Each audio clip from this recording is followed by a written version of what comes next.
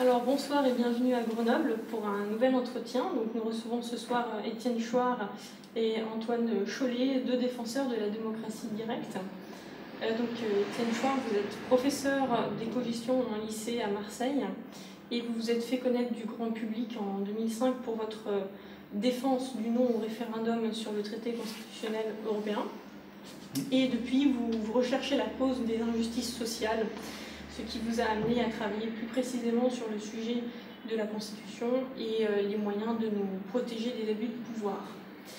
Et donc Antoine Chollet, vous êtes politologue suisse et vous travaillez à l'université de Lausanne.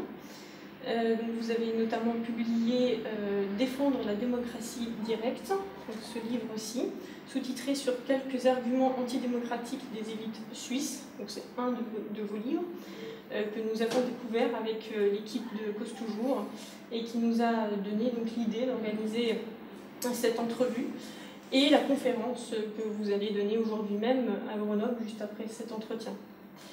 Alors, on va commencer avec les questions. Donc, la première question, selon vous, pouvons-nous considérer nos régimes politiques comme démocratiques aussi bien en Suisse qu'en France? Et y en a-t-il un plus démocratique que l'autre, si on peut dire? Je vous laisse répondre. Je peux commencer. Je peux commencer, je trouve que c'est le dernier mot, mais on va sûrement converger. Je pense qu'on n'est pas du tout en démocratie et c'est volontaire. C'est les penseurs politiques qui ont mis en place nos institutions savaient très bien ce que c'était qu'une démocratie et n'en voulaient pas. Explicitement, ils ont dit qu'ils ne voulaient pas de démocratie, que c'est pas ça qu'ils mettaient en place. C'est plus tard, au XIXe siècle, qu'on s'est mis petit à petit, qu'ils ont vu tout l'intérêt qu'il y avait à appeler ça démocratie, alors que ça n'en était pas une. Et donc, finalement, l'appellation démocratique du régime dans lequel on vit est juste une escroquerie politique. De ce que j'appelle, moi, des voleurs de pouvoir, c'est plus clair. Je sais que ça fait populiste, mais je pense que je suis populiste. Pour moi, c'est pas un gros mot. Je pense que les humains, depuis la nuit des temps, ont un problème avec les pouvoirs et les voleurs de pouvoir. Il y a parmi les humains une petite quantité de gens qui veulent tout décider à la place des autres. On a toujours connu ça depuis toujours. Et donc là, le système d'institutions qui pourrait protéger une société contre les différents voleurs de pouvoir, ce système d'institutions devrait être réapproprié par les gens normaux. Donc non, nous sommes pas en démocratie. La Suisse l'est un peu plus, puisqu'elle a et ça Arthur va en parler, des institutions de résistance dans les cas de coups durs, des institutions qui permettent de résister aux plus grandes trahisons. Le référendum d'initiative populaire, donner l'initiative au peuple, c'est quelque chose de très important. Celui qui a l'initiative a un pouvoir très important. Et priver qui que ce soit de l'initiative, c'est le priver de presque tout. Donc le fait que les Suisses aient l'initiative populaire est extrêmement important. Mais ça ne suffit pas à en faire une démocratie, parce que les Suisses, à part dans quelques cantons, et je ne sais pas, alors ce sera peut-être une de mes questions, dans quelques cantons où ils n'ont pas de conseil municipal, je ne sais pas si ça continue. Enfin, il n'y a pas longtemps, je crois, il y avait encore des cantons où les Suisses de ces cantons, donc à petite échelle, n'avaient pas de conseil, n'ont pas de conseil municipal, c'est-à-dire votent eux-mêmes leurs lois. C'est spectaculaire, c'est ça une démocratie. Mais en dehors de ça, les Suisses votent pas plus leurs lois que nous, donc c'est une semi-démocratie, c'est une étape, c'est un régime intermédiaire. Mais très intéressant, moi ce qui m'intéresse, ce sera ma question, c'est comment est-ce que c'est arrivé? Quel est le processus constituant? Quelles sont les caractéristiques reproductives qu'on pourrait réutiliser? Quelles sont les caractéristiques du processus constituant qui a permis à la Suisse d'avoir un peu plus de démocratie? Puis alors, peut-être qu'avec votre réponse, on arrivera à imaginer un avenir pour nous. Bon, je vais répondre directement aux deux questions peut-être. Sur la qualification du régime actuel, je différerais un tout petit peu quand même de ce que vient de dire Étienne Chouard sur un point que je tire en fait de Castoriadis, qui nous expliquait, je pense qu'il avait raison, que dans la modernité, en tout cas européenne et occidentale, on a deux poussées, d'une certaine manière, deux projets. D'une part, le projet capitaliste, comme il l'appelle, qui, pour reprendre sa définition, l'expansion illimitée de la maîtrise rationnelle, qui n'est qu'une pseudo-maîtrise, pseudo-rationnelle, etc. Et puis il y a le projet d'autonomie qui est à côté. projet d'autonomie s'est reconstitué après la Grèce à partir du XIIe, XIIIe siècle. On le voit à l'œuvre dans les cités-États italiennes, on le voit à l'œuvre un peu en Suisse, on le voit à l'œuvre pendant les révolutions françaises, américaines, non pas chez ceux qui ont gagné, mais chez les autres. Et on le voit surtout à l'œuvre, Castoriadis, dans le mouvement ouvrier à partir du XIXe siècle. Et ce projet d'autonomie, cette poussée d'autonomie, qui a toujours été défaite d'une certaine manière, qui a toujours été minoritaire, opprimée, etc., elle a quand même laissé des traces. Laissé des traces dans les libertés fondamentales, laissé des traces dans une habitude aussi de discussion, de décision en commun, et qu'on peut voir dans des associations, peut-être même dans certains syndicats, dans certaines... plus dans les partis politiques, je pense, mais ça a été le cas à un certain moment. Et donc on est, de ce point de vue-là, on est encore dans des régimes, dans des sociétés qui sont partiellement démocratiques. La démocratie n'a pas totalement disparu, même si, comme tu l'as dit tout à l'heure, les décisions centrales ne sont pas prises par le peuple. Sur ce point-là, on est tout à fait d'accord. Et donc, les caractéristiques centrales du régime ne sont pas des décisions populaires. Mais même, moi, j'ai jamais voté une loi, ni un règlement, ni un décret, ni la priorité de loi. Je le fais souvent. Bon, alors c'est une différence entre la Suisse et la France. Je le fais en tant que citoyen, et je vais le faire le 22 septembre, on vote sur des objets tout à fait importants. Je vais le faire. Alors ça c'est une première différence. Mais on a quand même dans... je ne sais pas, prenons l'exemple du syndicalisme révolutionnaire, par exemple, ou de toute une série d'associations qui fonctionnent de manière démocratique. Ce ne sont pas des décisions... on ne rédige pas la Constitution, on ne rédige pas des lois qui vont s'appliquer à tout le monde, mais à l'intérieur de l'association, on va fonctionner de manière démocratique. Et ça, c'est la Constitution voilà, de l'association. Exactement. Et ça, c'est des restes d'un très long et très large mouvement, tout de même, que l'on peut repérer par-ci, par-là. Autre exemple, je ne sais pas, ce qui se passe à l'usine Lip ou de Besançon dans les années 70, c'est un exemple de démocratie, d'entreprise, de Paris, etc. Donc c'est pour ça que j'aurais une analyse un tout petit peu nuancée, et aussi quand même, parce qu'on travaille, on réfléchit dans un cadre international, pour ne pas tomber dans, ce qui n'est pas le cas, ton cas bien sûr, mais tomber dans un travers qui consisterait pratiquement à dire qu'on est dans des camps de concentration à ciel ouvert, il y a certains auteurs qui essaient de le dire, donc on en est très loin. Enfin, c'est un système qui est quand même un système de liberté, d'état de droit, où on peut faire valoir un certain nombre de droits via la justice, etc., et qui sont quand même, à mon sens, des résidus de lutte démocratique pour beaucoup, y compris le suffrage universel. Malgré toutes les critiques qui ont été faites au XIXe siècle, enfin la plupart des gens de gauche, partie des gens de gauche étaient contre le suffrage universel, savaient bien que c'était une confiscation, etc., etc. En même temps, je préfère qu'il y ait un suffrage universel plutôt qu'un suffrage censitaire. Et je ne suis pas sur la position consistante à dire, s'il était censitaire, au moins ce serait clair, on saurait qui c'est qui dirige. Non, je préfère quand même qu'on ait, pour les hommes, pour les femmes, ça a été un long combat, pour tous ceux qui étaient considérés comme mineurs, pour les domestiques, pour les sans-propriété, etc., qui puissent participer. Oui, mais Antoine, je suis d'accord avec ça, évidemment. Le suffrage universel vaut mieux que le suffrage censitaire. Mais dans les deux cas, il s'agit de réduire notre vote, c'est-à-dire l'expression de notre opinion et de notre préférence, de le réduire à la désignation de maître.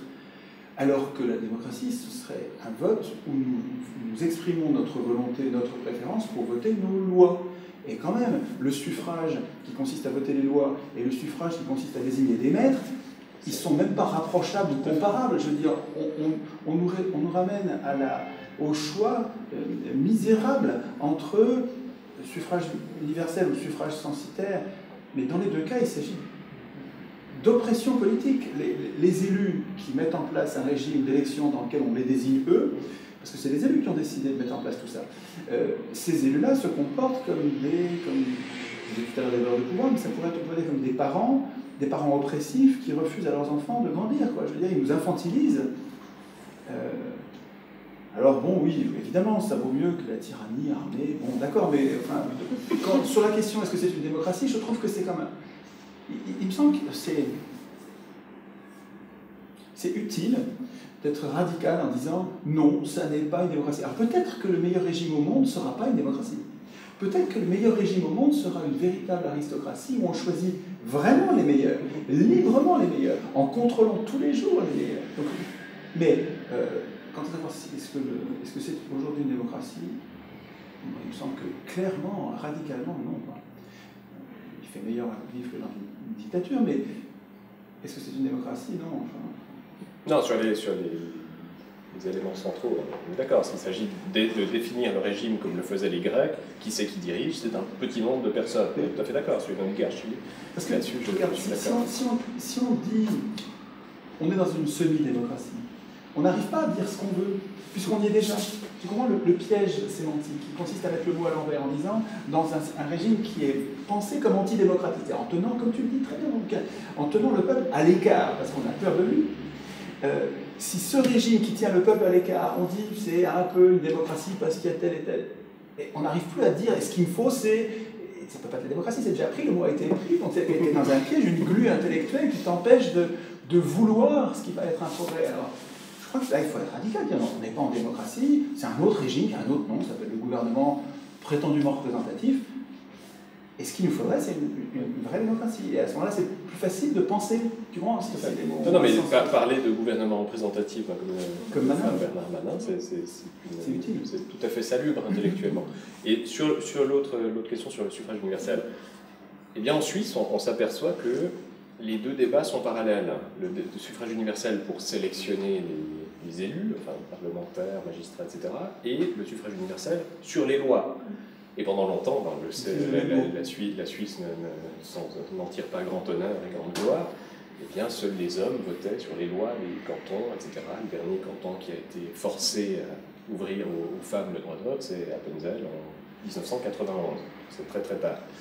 Et le débat se posait sur les mêmes termes, c'est-à-dire toutes les personnes concernées doivent pouvoir participer aux questions, aux décisions qui vont les affecter, donc y compris les femmes, et puis ensuite le débat peut s'étendre, est-ce qu'on fait voter les étrangers, est-ce qu'on fait voter les jeunes, les enfants, etc., comme on dit depuis longtemps. Et en Suisse, les deux débats se sont faits sur les mêmes fondements. C'est pour ça que je rappelais l'importance quand même d'une... Parce qu'on utilise le mot suffrage en Suisse aussi bien pour voter les lois que pour voter...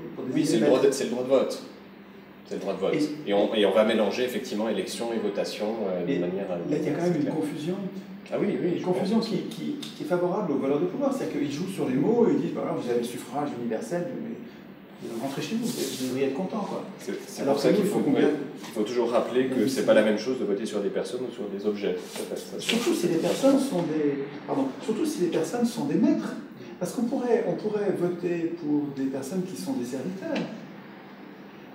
Mais ça, jamais les élus n'écriront ces règles-là. Mais si nous écrivions, nous, les règles, on pourrait imaginer, moi j'arrive tout à fait à imaginer un gouvernement vraiment représentatif dans lequel nous voterions librement parmi des gens qui ne sont pas candidats. On dirait, lui, il est bien, il n'est pas candidat, peut-être qu'il dira non, mais s'il dit oui, il sera bien. Et un régime d'élection libre comme celle-là nous donnerait des représentants qui seraient des serviteurs, qui seraient surveillés, contrôlés, punis quand ils défaillent. Donc on pourrait imaginer la désignation de personnes. Simplement le problème qu'on a, c'est que ceux qui ont écrit les règles actuelles sont les élus eux-mêmes, qui devraient craindre la Constitution. C'est sûr qu'il y a une fausse Constitution. Alors, je me permets juste de revenir sur ce point, vous l'avez mentionné. Dans une démocratie directe, ce sont les citoyens qui élaborent, ils votent eux-mêmes les lois, donc c'est vraiment un point central. Donc c'est les lois auxquelles ils acceptent de se soumettre. Cela dit, est-ce que le référendum d'initiative populaire tel qu'il existe actuellement en Suisse pourrait, selon vous, nous permettre de basculer d'un régime représentatif à un régime réellement démocratique? Et sinon, est-ce une protection suffisante, en tout cas, contre les abus de pouvoir? Parce que je pose aussi cette question parce qu'il y a beaucoup de travaux que vous avez mis en place aussi autour de ce référendum d'initiative populaire. Donc, comme on a... Non, alors c'est un élément qui est tout à fait fondamental, mais qui n'est pas suffisant.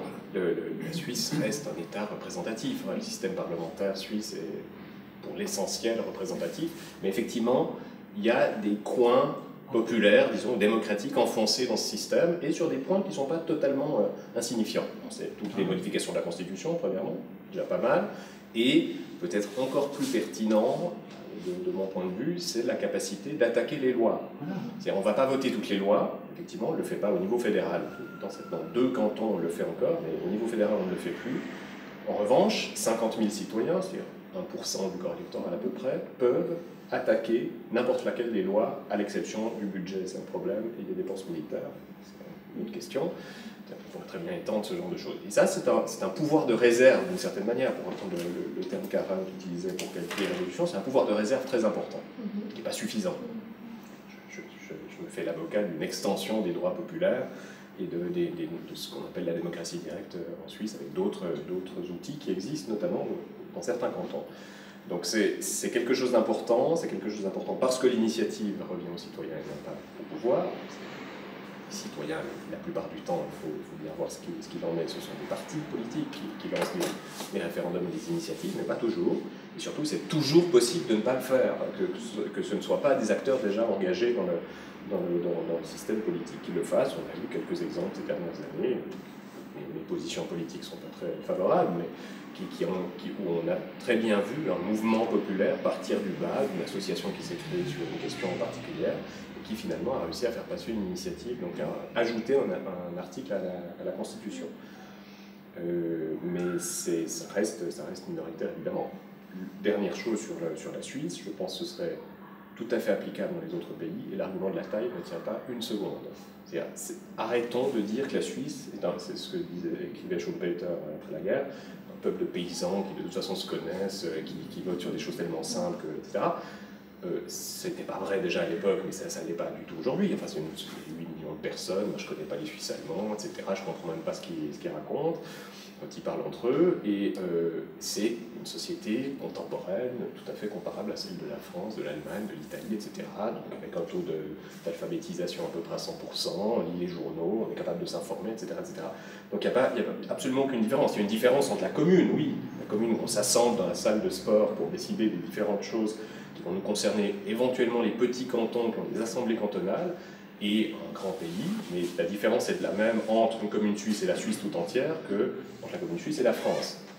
On pourrait très bien mettre en place ce système à la fois de référendum, donc attaquer les lois et proposer de nouveaux amendements à la Constitution, voire une Constitution entière, ou de nouvelles lois, moyennant peut-être des adaptations sur le nombre de signatures, puisqu'effectivement, s'il y avait 50 000 signatures en France, il suffit de faire une bonne campagne dans une seule ville, et ça permettrait d'envoyer un référendum. Donc voilà, si on garde les chiffres de 1 et 2% du corps électoral pour lancer un référendum ou une initiative, ça tient tout à fait. Je n'ai pas les chiffres en tête pour la France, mais ça reste des chiffres tout à fait atteignables. Nous, on réfléchit à une solution qui permettrait même à une personne de déclencher un référendum en se disant qu'une personne toute seule peut avoir une idée géniale, mais elle n'est pas forcément charismatique, capable de rassembler 50 000 personnes. Et alors, on se dit bien sûr, si chacun peut proposer des référendums, on va en avoir trop. Et donc, dans ce cas-là, on appelle ça l'initiative individuelle, dans ce qu'on imagine. Et pour filtrer les initiatives individuelles, on aurait une chambre du référendum qui serait une chambre tirée au sort de 200-300 personnes, et dont le boulot serait, alors chacun accepte de siéger, quand il est tiré au sort, de siéger le temps qu'il peut par rapport à son métier, son travail. Il peut venir une fois par semaine ou toute la semaine s'il a le temps. Enfin, les gens acceptent pas tout ou rien de participer, c'est comme ça pour toutes les chambres tirées au sort. On n'est pas obligé soit de tout refuser, soit de tout accepter dans le mandat qui est attaché au tirage au sort. Et donc dans cette chambre du référendum, leur boulot ce serait d'écouter les initiateurs individuels en leur donnant une demi-heure, on pourrait dire une demi-heure au minimum. Et puis au bout de la demi-heure, si la chambre s'auto-consulte, dit est-ce qu'on lui donne un peu plus de temps, est-ce qu'on est prêt à voter, nous on voudrait encore discuter, on discute encore. Alors on vous donne encore une demi-heure, on vous donne encore une heure pour expliquer votre projet. Et puis c'est elle qui dirait, c'est cette chambre qui dirait, ok, ça c'est un sujet intéressant, il faut qu'on pose la question aux autres, et on l'inscrit à la fête du référendum. Il y aurait 2 fêtes du référendum par an, tous les 6 mois, qu'on mettrait à 2 dates symboliques de haute trahison, comme le 4 août, où on n'a rien aboli du tout, on n'a pas aboli aucun privilège, une première escroquerie, dont le référendum nous protégerait. Et puis si tu prends 6 mois jour pour jour du 4 août, ça donne le 4 février. Le 4 février 2008, on s'est fait enfumer gravement, on s'est fait imposer dans la Constitution l'anticonstitution européenne. Tu sais, ils ont voté par congrès, ils nous ont imposé par voie parlementaire ce qu'on avait refusé par référendum. C'est scandaleux, c'est la haute trahison. Maintenant, on mettrait la fête du référendum ce jour-là pour ne plus jamais grâce au référendum. Et tu vois, ça pourrait aussi être une initiative individuelle. Donc je vois bien. C'est nous qui pensons. Il faut un filtre d'une manière ou d'une autre, parce que sinon, effectivement, on voterait sur des milliers de choses. Donc, mais le filtre peut être un nombre de signatures, mais effectivement, une chambre tirée au sort ou quelque chose d'autre, ce serait tout à fait imaginable. Dans les régions qui fonctionnent de manière démocratique, les deux derniers cantons qui ont ce qu'on appelle des Landsgemeinden en Suisse, l'Assemblée cantonale. Tu peux le répéter pour nous, parce que nous, c'est compliqué de nous habituer à cette pensée.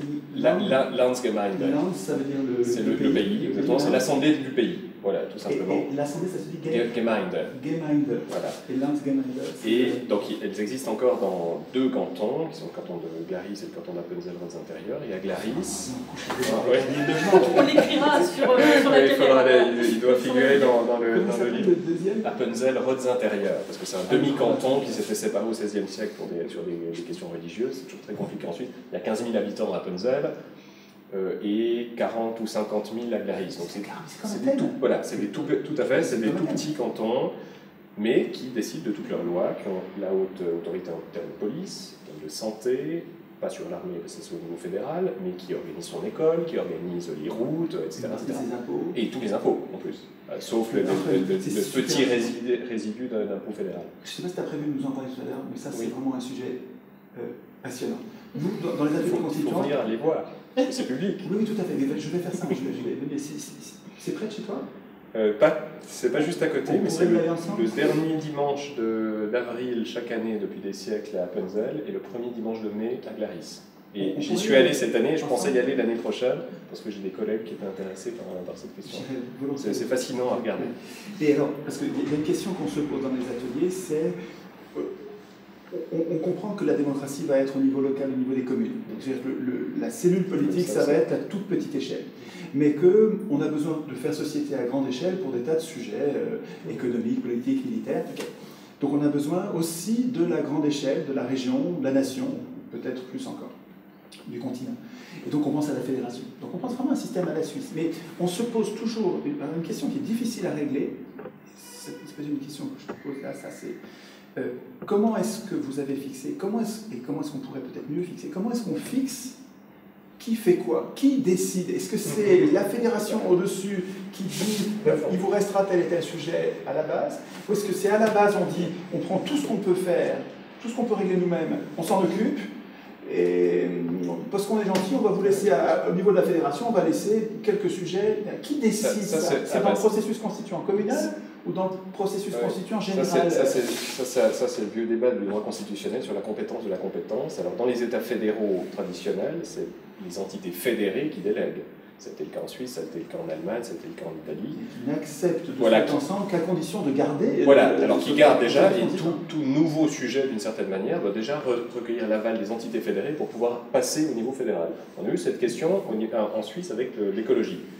Nouveau sujet qui apparaît dans les années 70-80, qui, la compétence résiduelle, comme on l'appelle, revient toujours au canton. C'est-à-dire, s'il y a un nouveau truc qui apparaît, c'est les cantons qui vont décider. Et ils peuvent se mettre d'accord entre eux pour décider que la confédération, donc l'État national, ait de nouvelles compétences. Donc ça part toujours du bas, mais ça on retrouve ça chez les anarchistes, quand on a des systèmes, les systèmes fédéralistes réels, disons, c'est toujours la plus petite communauté qui va ensuite faire remonter des compétences. Le principe étant que la subsidiarité, la plus petite communauté s'occupe de tout ce qu'elle peut faire elle-même, et c'est bien sûr elle qui décide de ce qu'elle peut faire. Et voilà, il y a des choses qui sont évidentes. Enfin, il ne s'agit pas de se dire les gens sont complètement reclus dans leur petit village et ne vont pas comprendre. Et à un certain moment, on voit immédiatement qu'il faut se mettre d'accord avec d'autres communes, voire d'autres cantons pour organiser des choses. Voilà. On ne va pas construire un hôpital de niveau mondial dans toutes les communes de 300 habitants, c'est très bien qu'il faut se mettre d'accord, etc. Bon, ça c'est quelque chose de tout à fait clair. Et ça a toujours été, alors les cantons en Suisse, parce que le système suisse c'est un peu un système à 3 étages, mais qui part des cantons, qui ensuite délègue des compétences aux communes et qui en délègue aussi au niveau supérieur. Quel effectif c'est très très variable. Il y a à la fois des communes, Lausanne ou Zurich, c'est des communes de plusieurs centaines de milliers d'habitants. et les plus petites font 15 habitants. Enfin, c'est un peu comme en Ça peut être Suisse. plus petit qu'un canton. Ah oui, les communes sont de toute façon au niveau inférieur. Ah oui, les communes sont plus petites. Mais il y a certaines communes qui sont plus peuplées que certains cantons, puisqu'il y a voilà, exactement. Il y a aucune. C'est pas la taille qui détermine. Non, la taille ne détermine. Mais bon, ça c'est des. Et la cellule de base, c'est la commune. C'est plus petit que le canton. C'est plus petit que le canton, tout à fait. Mais les entités. Deux cantons qui votent eux-mêmes leur loi. Ils ont plusieurs communes. Voilà, exactement. Ah oui, d'accord, je n'ai pas compris ça. Même si en l'occurrence ce sont des tout petits cantons, donc Appenzell, je me demande si Appenzell, je ne suis pas certain qu'il y ait des communes, parce que 15 000 habitants, ça fait qu'une seule commune. Et le canton du Glaris, en revanche, il y a eu un débat très intéressant il y a quelques années. Ils avaient 40 à 50 000 habitants à peu près. Ils avaient un nombre important de communes, mais qui en plus avaient plusieurs statuts, parce qu'il y avait des communes religieuses, des communes scolaires, des communes politiques, etc. Et à la Landsgemeinde, donc assemblée cantonale, le gouvernement avait proposé de réduire ce nombre à une dizaine, une quinzaine de communes, et un jeune qui était venu le jour de l'Assemblée avait dit pourquoi pas 3. Et donc la proposition a été mise au vote, parce qu'on peut faire des propositions le jour de l'Assemblée, sans les annoncer. Une personne peut faire une proposition, elle a 5 minutes pour la présenter maximum, et l'Assemblée a voté oui. Ils ont dit, ok, 3 communes, on passe à un nouveau système, et alors le résultat était assez serré, mais on ne compte pas les voix, c'est un décompte visuel uniquement, et donc maintenant le canton du Glaris a 3 communes. Et vraiment, je ne sais pas combien de temps on a, mais j'ai une question importante à te poser. Presque fini. À ton avis, qu'est-ce qui a rendu possible ça? Qu'est-ce qui a permis aux Suisses d'accéder au référendum d'initiative populaire et à ces cantons qui votent eux-mêmes leur loi? De ce que j'ai compris, et il faut que tu me dises si je me trompe ou pas, de ce que j'ai compris, c'était beaucoup plus démocratique avant. C'est-à-dire que la pratique des 2 cantons en question était généralisée autrefois, et puis les valeurs de pouvoir ont pris de plus en plus de pouvoir, et on donnait le référendum d'initiative populaire en échange de la perte du vote des lois complètes. C'est-à-dire que c'est plus vous qui allez voter les lois, maintenant c'est des représentants. Oh ben non, on va pas, mais quand même vous pourrez tempêter par un référendum de votre propre initiative pour résister, et c'est en échange du référendum qu'ils ont accepté la régression. Alors, oui, simplifier, c'est un peu ça, parce que c'est assez compliqué la mise en place de la démocratie directe. Au niveau des cantons et des communes, elle existait à peu près depuis le Moyen-Âge. Enfin, le canton dont je viens de parler, c'est une vieille tradition. Et donc il faudrait arriver à trouver comment c'est apparu au Moyen-Âge. Quel est le processus constituant qui a permis d'écrire ça? Autonomie communale. C'est les villageois. Oui, tout à fait. Mais c'est l'autonomie communale, c'est ce qu'on voit en Italie, c'est ce qu'on voit en Allemagne à ce moment-là. Donc il y a un grand mouvement de communal dans tout le Saint-Empire, en fait. Et c'est quand le peuple lui-même écrit sa constitution qu'il accède à ça. Quoi. Oui. Tout alors à ce niveau-là, oui, même si ensuite il faut voir de quel peuple on parle, c'était plutôt les grandes familles, dans les vallées, dans les villages, etc. Mais néanmoins, c'est ça. Enfin, c'est pas les nobles, c'est pas l'empereur, etc. Mais ensuite, pour les instruments de démocratie directe qu'on connaît actuellement au niveau fédéral et dans la plupart des cantons, à l'exception des cantons Landsgemeinde, c'est une autre tradition qui est venue se greffer par là-dessus, qui est une tradition issue de la Révolution française, de la Révolution américaine, d'un certain nombre de mouvements dans les cantons suisses, des mouvements endogènes, mais pas dans les cantons qui avaient la tradition de la démocratie directe et qui ont mis ça en place à partir de la deuxième moitié du XIXe siècle. Le référendum facultatif, comme on l'appelle, c'est-à-dire pour attaquer des lois mis en place en 1874, donc à peu près 20 ans après la création de la Suisse moderne en 1848, et puis l'initiative, c'est-à-dire proposer un nouvel article de la Constitution, est mis en place en 1891. Voilà. Et donc c'est un peu plus tardif. Au départ, la Suisse est un État purement représentatif.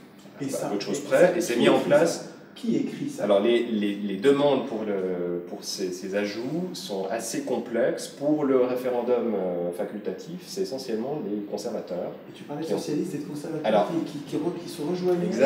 Exactement. Pour le référendum, c'est essentiellement les catholiques conservateurs pour contrebalancer le poids de l'État fédéral. Tout à fait. Et ça, c'est super important, je trouve.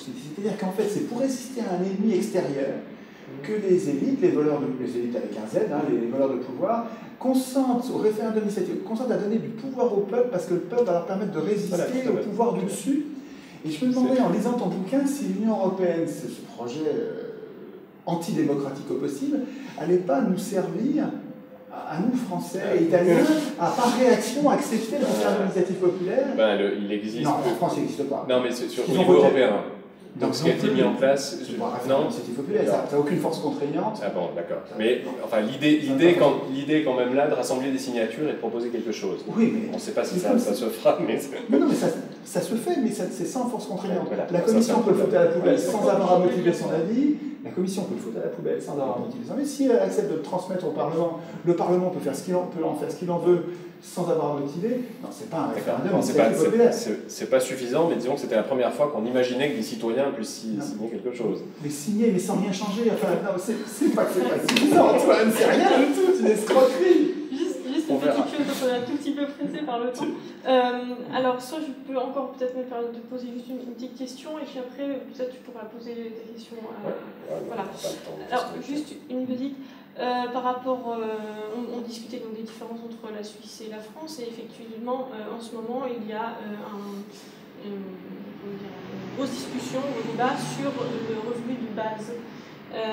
Et donc, en Suisse, 5 minutes. Voilà, estimez-vous donc, voilà, vous allez voter dessus. Estimez-vous que le revenu de base qui s'accompagnerait donc nécessairement d'un changement de paradigme économique pourrait entraîner un changement favorable de paradigme politique aussi? Bon, la question est un peu compliquée. Je ne suis pas sûr que ça entraînera un changement de paradigme économique. C'est précisément ça l'objet du débat. C'est de savoir si c'est comme le dit Bernard Friot, une roue de secours du capitalisme, c'est-à-dire l'extension des assurances sociales telles qu'on les connaît actuellement, ou est-ce qu'en effet ça changerait radicalement quelque chose? Peut-être, j'en sais rien. Et d'une certaine manière, je ne me défausse pas de la réponse, je suis très content que ce soit l'ensemble des citoyens qui vont en débattre et décider. J'aurai ma position, je vais la défendre, je participerai à la campagne d'une manière ou d'une autre. On a déjà fait des débats d'ailleurs avec les initiants. Et donc on va décider collectivement pour savoir ce qu'on va mettre en place. Ensuite, ça pose des problèmes aussi spécifiques à la Suisse parce que les personnes qui sont derrière le RBI en Suisse sont aussi des ultralibéraux, tendance Friedman, qui sont pour une augmentation massive de la TVA, par exemple, pour financer le RBI, donc ça pose quelques problèmes aussi. Donc voilà, il y a toute une série d'autres choses. En revanche, ce que j'entends derrière votre question, c'est la question du temps libre. Et je vais en parler tout à l'heure, c'est quelque chose d'absolument fondamental. On ne peut pas imaginer une démocratie où les individus, les citoyens, tous les individus, n'ont pas de temps pour faire de la politique. Les Athéniens ont résolu ce problème avec l'esclavage. On ne va pas le faire comme ça aujourd'hui, évidemment, et donc on doit le faire. Alors, il y a ça, effectivement, mais on le fait, disons, par une réduction massive du temps de travail. C'est en gagnant 1 ou 2 jours par semaine, en tout cas, qu'on pourrait consacrer à d'autres choses, à l'activité associative, à l'activité dans des groupes de pression, peut-être. En supprimant les banques à publicité, déjà, tu n'as plus besoin de travailler la moitié de la semaine, déjà. Il y avait des livres. Alors, dans les années 70, un collectif avait publié un livre, travailler 2 heures par semaine. Voilà. 2 heures par jour. C'était 2 heures par jour, parce que 2 heures par jour quand même, j'exagère un peu. Et voilà, c'était des choses qui existaient, mais quand on lit André Gortz, il montre un nombre d'heures de travail sur une vie entière qui est évidemment bien inférieur à ce qu'on travaille aujourd'hui, spécialement en Suisse, qui est le pays d'Europe qui travaille le plus. Donc, le nombre d'heures de travail salarié est plus important. Merci. Si on peut prendre quand même une petite instant pour poser ta question à... Non, la question est trop longue. Elle avait trait d'ailleurs au système économique, mais on pourra y revenir dans tout à l'heure, après la conférence, effectivement. Et pour le livre, c'est un petit conseil de lecture, c'est une habitude qu'on a. Je rééditerai ma proposition du Benjamin Barber, donc La démocratie forte, qui date de 1984, qui a été traduit 10 ans après, sauf erreur, chez Odile Jacob, si je me souviens bien, et qui est un livre très très intéressant. D'un bon connaisseur de la Suisse en plus, parce qu'il a vécu quelques années en Suisse. Et Étienne? Moi, ça fait des années que je suis sur ce choix-là de bouquin est excellent. Chacun de ces bouquins est très très bon. On les mettra dans la je pense que le bouquin de Manin, pour commencer, est formidable. Il y a vraiment une présentation de l'élection, une comparaison entre l'élection et le tirage au sort, qui est juste bouleversante. Elle nous transforme. On découvre un sujet et après ça, on va lire Hansen, Saint-Omer, Cholet. Voilà. Merci infiniment d'avoir répondu à ces questions. Et puis, on se réjouit de pouvoir écouter la conférence qui sera également filmée et retransmise donc, à travers Pause Toujours. Merci beaucoup. Merci à vous. Merci.